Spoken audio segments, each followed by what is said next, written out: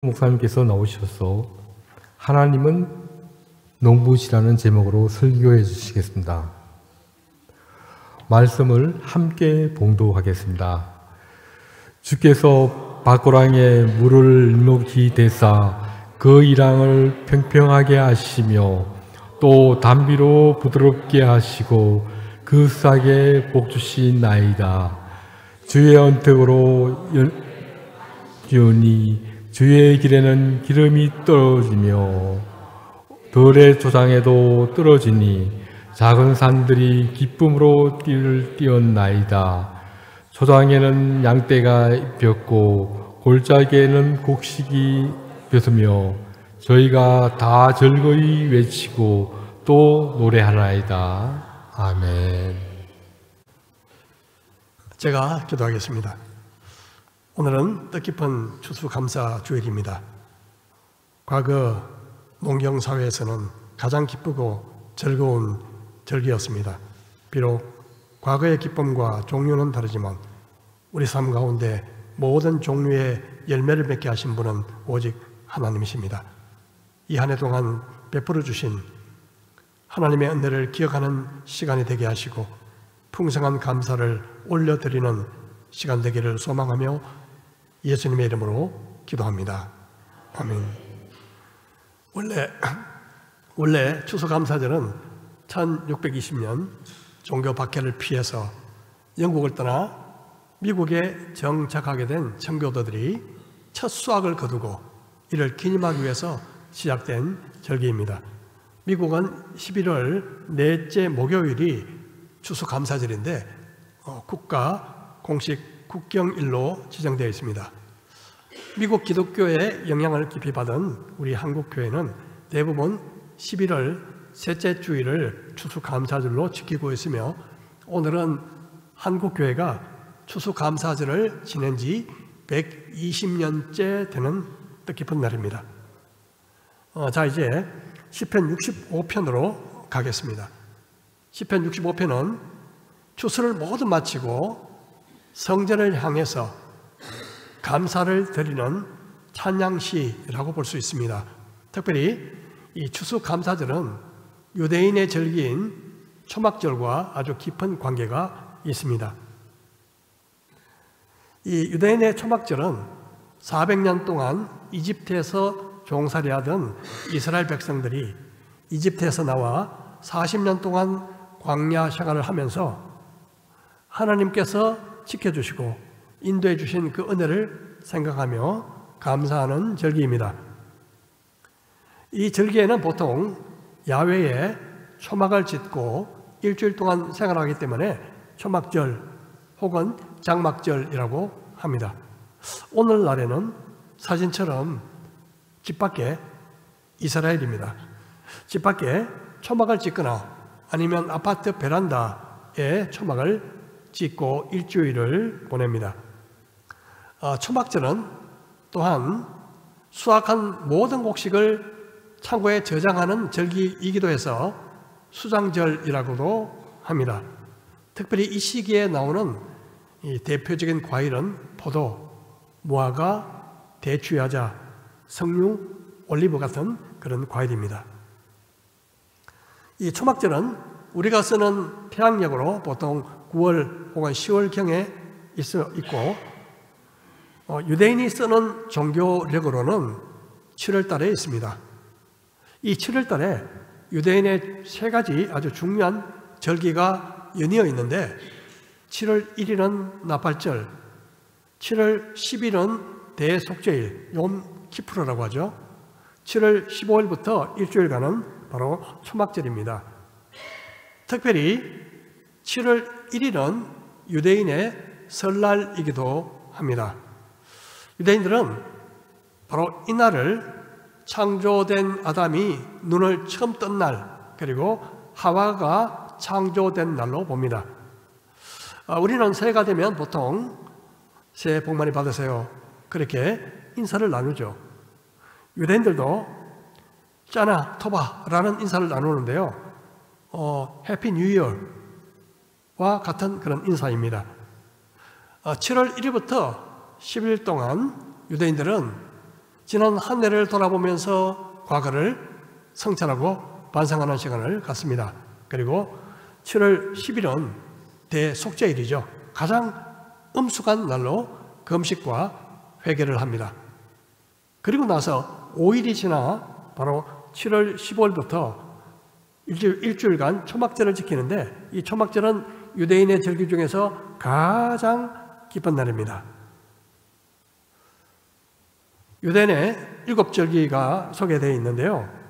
중간에 오순절 중심으로 왼쪽에 유월절, 무교절, 초실절은 봄에 있는 절기고, 오른쪽에 있는 나팔절, 대속죄일, 그리고 초막절은 가을에 있는 절기입니다. 이 중에 유월절, 오순절, 초막절은 유대인의 3대 절기라고 말하죠.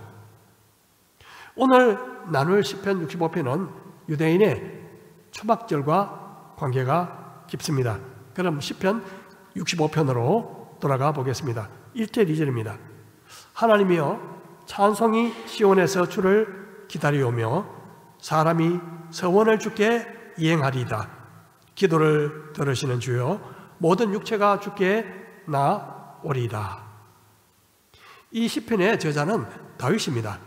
다윗은 먼저 찬송이 시온에서 기다리고 있다, 그렇게 고백하고 있습니다. 찬송이 기다리고 있다. 이게 무슨 뜻일까요? 이것은 우리가 성전에서 찬송할 준비가 되어 있다, 그런 뜻입니다. 특별히 이 말씀은 우리가 매주 예배에 나올 때 어떤 마음으로 나와야 할지를 잘 보여주고 있습니다. 즉, 하나님을 찬송할 준비 가운데 나와야 한다는 뜻입니다. 보통 주일 아침에 예배에 나오려고 하면 이 시간은 좀 많은데요, 이상하게 바쁩니다. 보통 보면 바빠요. 특히 자매님들은 아무래도 준비하는 시간이 길다 보니 형제들이 왜 했느냐고 빨리 준비해서 가자고 그렇게 구박하기도 하고요. 제가 들었습니다. 그런 경우가 있다는 것을. 교회 오기 전에 심하면 부부싸움을 하는 경우도 종종 있습니다. 가끔요. 종종은 아니지만. 여러분, 기분이 상한 채 교회에 와서 자리에 앉아 있으면 어떤 생각이 날까요? 집에 가서 제 2라운드를 벌려야지 하는 그런 생각도 들 수도 있지 않겠습니까? 온갖 집 생각이 정리되지 않은 상태에서 여러분, 뒤숭숭한 마음으로 이 자리에 앉아 있으면 진심으로 예배를 드릴 수가 없습니다. 그래서 예배에 나올 때는 찬송을 드릴 준비를 하고 나오는 것이 중요합니다.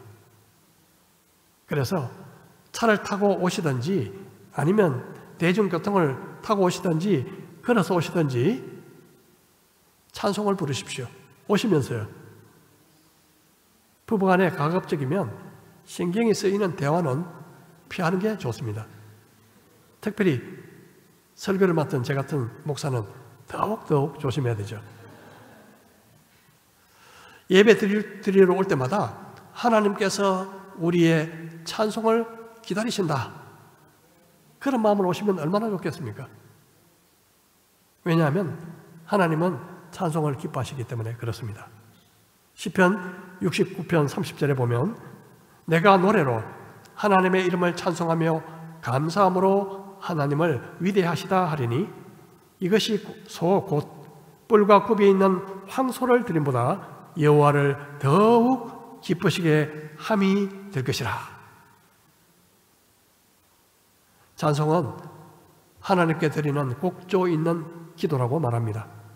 예배 시간에 맞춰서 헐레벌떡 달려오시는 것보다도 미리 와서 찬송으로 하나님을 예배하는 것이 하나님께 더욱 기쁨이 될 줄로 믿습니다. 우리가 하나님 앞으로 나아가는 길은 기도를 통해서입니다. 기도를 통해서. 다윗은 기도를 들으시는 주여 모든 육체가 주께 나오리이다, 그렇게 고백하고 있습니다. 하나님은 우리의 기도를 들으십니다.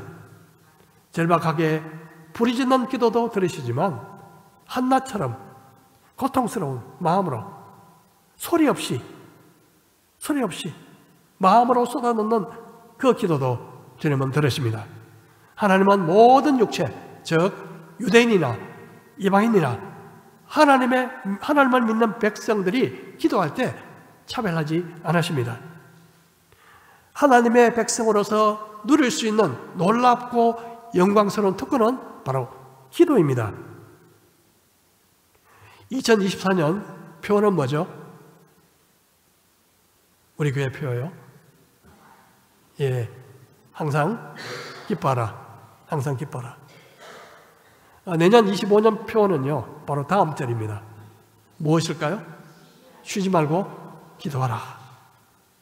쉬지 말고 기도하라는 말은 일상생활 하지 말고 기도만 하라, 그런 뜻이 아닙니다. 시시때때로 기도하면서 늘 기도하는 마음으로 살아라, 그런 뜻입니다. 습관적인 기도는 피해야 되지만 기도의 습관은 대단히 중요합니다. 우리 다음 절 보겠습니다. 죄악이 나를 이겼사오니 우리의 허물을 주께서 사하시리다. 특별히 감사절에 우리가 하나님 앞에 감사드릴 내용은 우리의 죄를 용서하시는 하나님의 자비와 긍휼 때문입니다. 우리는 죄와 싸우지만 자주 지고 맙니다. 때로는 KO를 당할 때도 있습니다. 그래서 다윗은 죄악이 나를 이겼습니다 라는 말로 표현하고 있습니다. 우리는 자주 죄를 이겨보려고 하지만 결국 우리 힘으로 불가능하다는 사실을 깨닫습니다. 그러므로 하나님의 용서하심이 없다면 우리는 결코 하나님의 얼굴을 뵐 수가 없습니다. 특별히 우리의 허물을 주께서 사하신다는 말씀을 유대인의 대속죄일을 기억나게 합니다. 바로 추수감사절에 해당하는 초막절 5전에 뭐가 있었죠? 바로 대속죄일이 유대인에게 있습니다. 대속죄일, 욤키푸르. 이날은 모든 이스라엘 백성들이 지은 죄를 참회하는 날입니다. 2000년 전 이스라엘 성전이 로마 제국에 의해서 파괴되었지만 성전이 있을 때 대속죄일이 되면 대제사장이 먼저 자신과 자신의 가족의 죄를 속죄하기 위해서 수송아지를 잡아서 그 피를 지성소 안에 있는, 가장 거룩한 지성소 안에 있는 속죄소에 뿌렸습니다.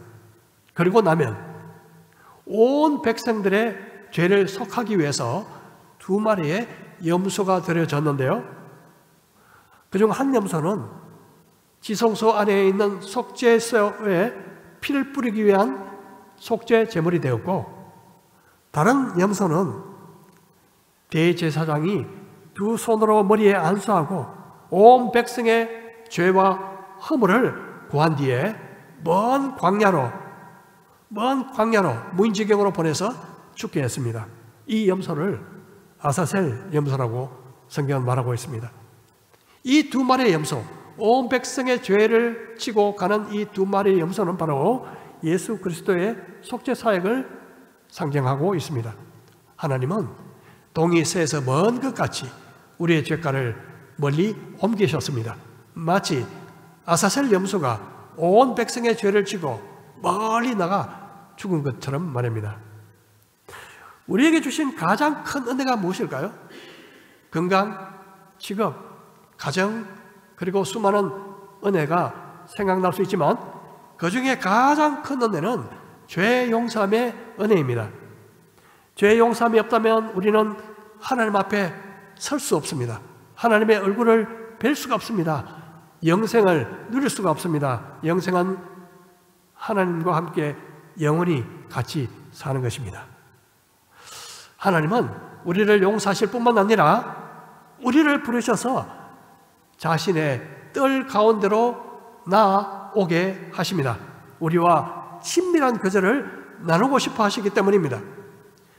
하나님께 나아가는 길은 오직 예수뿐입니다. 예수 외에 다른 길이 없습니다.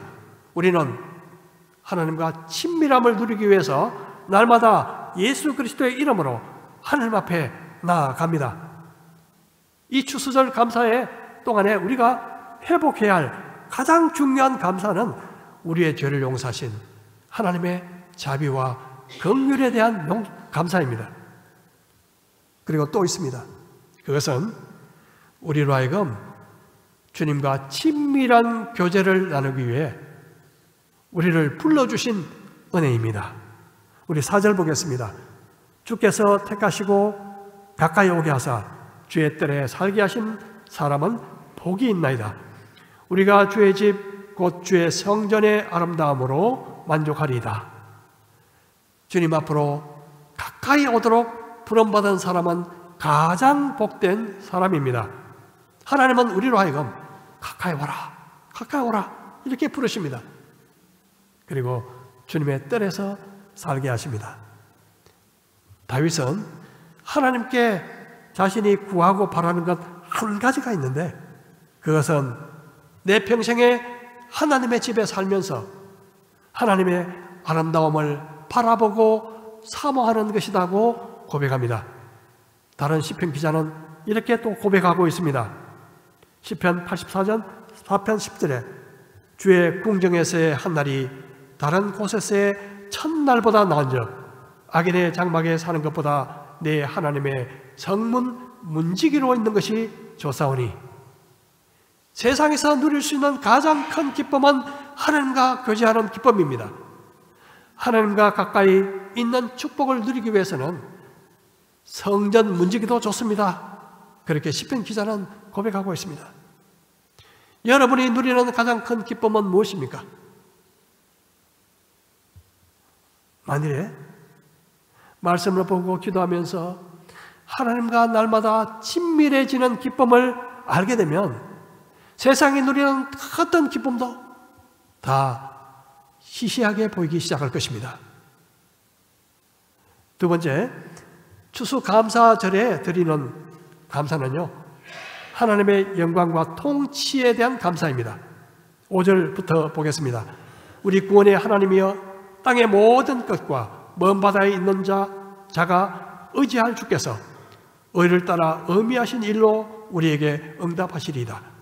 주는 주의 힘으로 산을 세우시며 권능으로 띠를 띠시며 바다의 설렘과 물결의 흔들림과 만민의 소요까지 진정하시나이다. 땅끝에 사는 자가 주의 징조를 두려워하나이다. 주께서 아침 되는 것과 저녁 되는 것을 즐거워하게 하시며. 하나님은 모든 땅끝 먼 바다에 있는 모든 자가 의지할 분이십니다. 왜냐하면 구원과 권능과 힘은 오직 천지를 지으신 하나님께 있기 때문에 그렇습니다. 하나님은 산과 바다를 만드시고 파도를 다스리시며 특별히 만민의 소란을 진정시키시는 분이십니다. 요사이 전 세계적인 소란이 많습니다. 특별히 이스라엘과 우크라이나 전쟁은 아직도 멈추지 않고 있습니다. 분명한 사실은 하나님은 이 모든 것을 진정시키실 수가 있다는 것입니다. 모든 자연의 재해도 하나님의 통치 아래에 있습니다. 이것을 기억할 때 우리는 끝까지 소망을 잊지 않고 기도할 수 있습니다. 인간의 죄로 인한 비극과 슬픔은 끊이지 않습니다. 그럼에도 불구하고 우리는 하나님의 긍휼과 능력을 의지하면서 기도하게 되는 것은 하나님께서 이 모든 것을 다스리신다는 것을 알기 때문입니다. 무엇보다 하나님은 인간의 역사와 만물을 다스리시기에 우리는 감사할 수 있습니다. 모든 것이 죄인인 인간의 손이 아니라 자비하신 하나님의 손에 달려있다는 것이 얼마나 감사한지 모릅니다. 마지막 세 번째 감사는 추수에 대한 감사입니다. 9절부터 마지막까지 보도록 하겠습니다. 땅을 돌보사 물을 대어 심히 윤택하게 하시며 하나님의 강에 물이 가득하게 하시고 이같이 땅을 예비하신 후에 그들에게 곡식을 주시나이다. 주께서 밭고랑에 물을 넉넉히 대사 그 이랑을 평평하게 하시며 또 단비로 부드럽게 하시고 그 싹에 복을 주시나이다. 주의 언택으로 한 해를 관시우시니 주의 길에는 기름방울이 떨어지며 들의 초장에도 떨어지니 작은 산들이 기쁨으로 띠를 띄었나이다. 초장은 양떼로 옷 입었고 골짜기는 곡식으로 덮였으며 그들이 다 즐거이 외치고 또 노래하나이다. 이 말씀을 읽으면요, 저절로 어깨가 좀 덜썩덜썩 흥이 나는 것 같습니다. 하나님께서 비를 주시고 싹을 주셔서 풍성한 열매를 맺게 하셨습니다. 다윗은 주님의 은혜로 한 해를 관시우셨다, 이렇게 아름다운 표현을 사용하면서 풍성한 열매로 한 해를 마무리하게 하신 것을 찬양하고 있습니다. 길과 들의 초장에는 기름방울이 떨어지고 작은 산들은 푸른 풀로 뒤덮여서 마치 기쁨으로 온통 가득 찬 것으로 보입니다. 푸른 초장은 마치 양떼로 옷을 입은 것처럼 가득하고, 양떼로 가득하고, 골짜기는 곡식으로 덮여서 마치 바람에 흔들리는 그 모습이 하나님을 찬양하고 또 노래하는 듯 합니다. 하나님은 온 우주의 농부십니다. 시골의 농부는 땅을 갈고 물을 주고 거름을 뿌리는 일을 하죠. 하지만 온 우주의 농부이신 하나님은 때에 맞게 비를 주시고 싹에 복을 주셔서 자라게 하시고 열매를 맺게 하시는 분이십니다. 바울은 이렇게 말합니다. 그런즉 심는 이와 물 주는 이는 아무것도 아니로되 오직 자라게 하시는 이는 하나님뿐이니라. 우리가 하는 일은 하나님이 하시는 일에 비하면 아무것도 아닙니다. 비교조차 할 수 없습니다. 요한복음 15장에서 주님은 이렇게 말씀하십니다. 우리 같이 한번 읽어볼까요? 시작. 나는 참 포도나무요 내 아버지는 농부라. 우리 아버지는 최고의 농부십니다. 요사이 우리는 농사일과 거의 접할 기회가 없는 것 같습니다.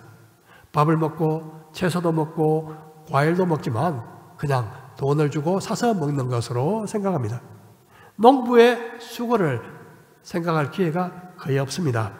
늘 책상 앞에 앉아서 모니터를 보고 있으면 밭에서 뭘 심는지, 논에서 뭐가 자라는지, 과수원에서 뭐를 따는지 도대체 알 수 없습니다. 너무나 정서가 메말라가고 있습니다.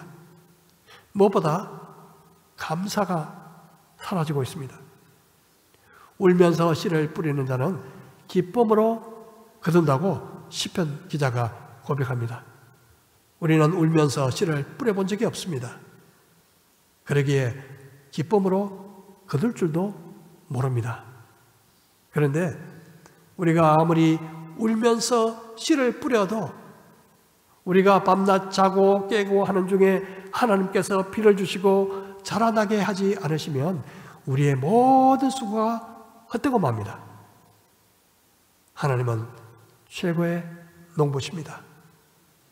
비록 우리가 땅에서 거둔 열매가 아니더라도 우리가 각자가 1년 동안 하나님께로부터 받은 은혜가 있을 것입니다. 이번 추수감사절에는 그 은혜를 모두 모아서, 생각나는 모든 은혜를 모아서 하나님 앞에 감사로 돌려드리는 은혜의 시간 되기를 축복합니다. 첫 번째는 우리의 죄를 용서하실 뿐만 아니라 하나님과 가까이 교제하도록 우리를 불러주신 은혜에 감사합시다. 얼마나 큰 은혜입니까? 우리의 죄를 용서하시고 우리를 부르신 그 하나님. 이것만 해도 너무나 감사한 은혜죠. 두 번째는 인간의 죄악과 소란에도 불구하고 세상의 모든 것을 통치하시는 은혜, 특히 내 삶을 다스리시는 은혜에 대해서 감사하십시다.